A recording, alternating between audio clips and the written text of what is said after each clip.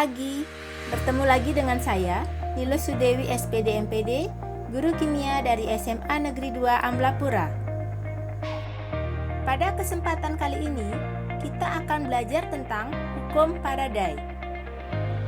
Michael Faraday, seorang ilmuwan Inggris, menemukan hubungan kuantitatif antara massa zat yang dibebaskan pada elektrolisis dengan jumlah listrik yang digunakan. Hubungan ini dinyatakan dengan hukum Faraday 1 dan hukum Faraday 2. Kita bahas hukum Faraday 1 terlebih dahulu.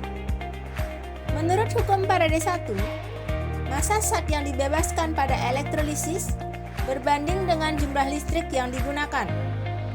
Rumusnya, G sama dengan I kali T kali massa ekivalen per 96.500, di mana G adalah massa dalam gram, I adalah kuat arus dalam ampere, T adalah waktu dalam sekon, Me adalah massa ekivalen, yaitu AR per bilox.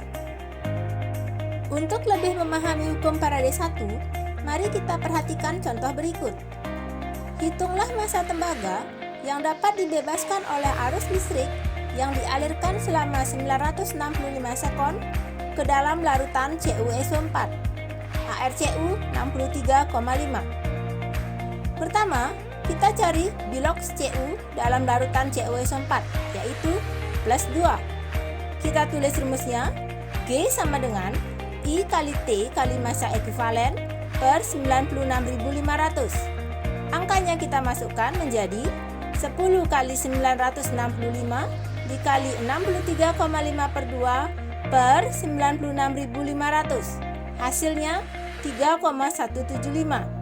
Jadi, massa tembaga adalah 3,175 gram. Setelah tadi kita mempelajari hukum Faraday 1, sekarang kita lanjutkan hukum Faraday 2 yang menyatakan bahwa massa zat yang dibebaskan pada elektrolisis berbanding lurus dengan massa ekivalen zat itu. Rumusnya, G1 per G2 sama dengan massa ekivalen 1 per massa ekivalen 2. Nah, perhatikan contoh berikut untuk memahami hukum Faraday 2. Sejumlah arus dapat mengendapkan 1,08 gram perak dari larutan perak nitrat. Jika arus yang sama dialirkan ke dalam larutan nikel sulfat, berapa gram nikel yang dapat diendapkan? ArNi 59 dan Ag 108. Nah, untuk menjawab soal tersebut, kita tulis rumusnya dulu. G1 per G2 sama dengan Me1 per Me2. G1 kita anggap Ag, G2 kita anggap nikel, sehingga menjadi 1,08 per G nikel sama dengan 108 per 1 per 59 per 2, sehingga diperoleh massa nikel 0,295 gram. Setelah mempelajari hukum Faraday 1 dan 2, sekarang kita lanjutkan ke stoikiometri reaksi elektrolisis.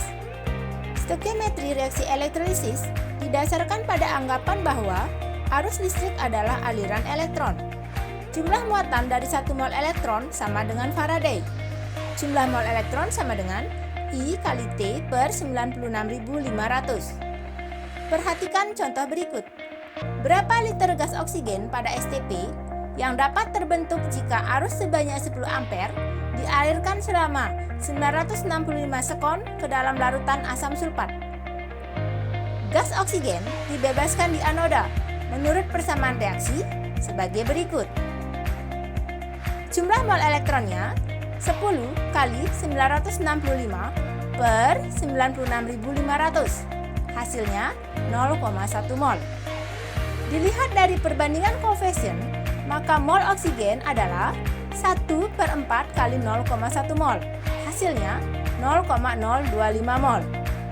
Karena dalam STP, maka volume oksigen adalah 0,025 kali 22,4, hasilnya 0,56 liter.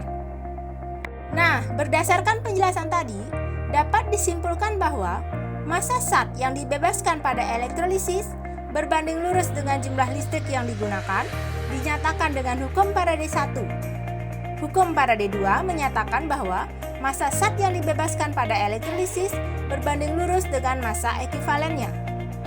Demikianlah tadi pembelajaran kita kali ini. Sampai jumpa.